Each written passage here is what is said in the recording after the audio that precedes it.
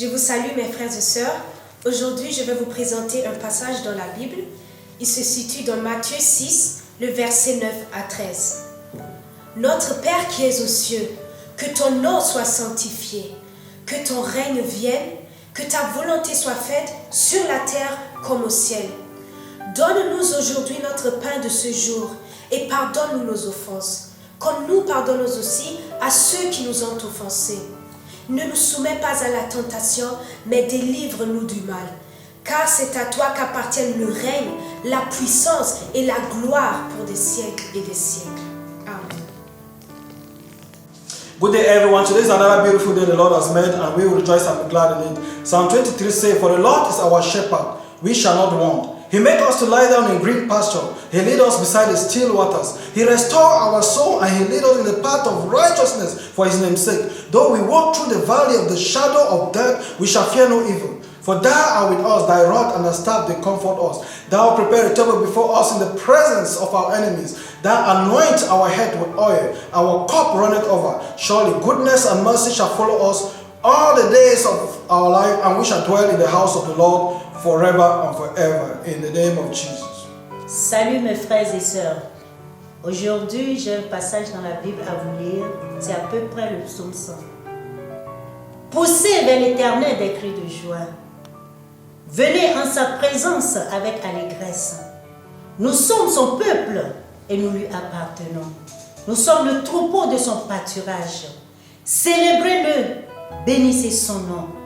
Notre Dieu est fidèle, il est bon. Sa fidélité dure de génération en génération. Amen. Good day, my brothers and sisters. I'm here to recite the book of Psalm 27, 1 to 4. The Lord is my light and my salvation. Whom shall I fear? The Lord is the strength of my life. Whom shall I be afraid?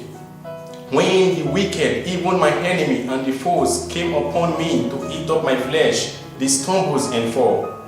The thoughts and hosts shall encloud against me. My heart shall not be feared.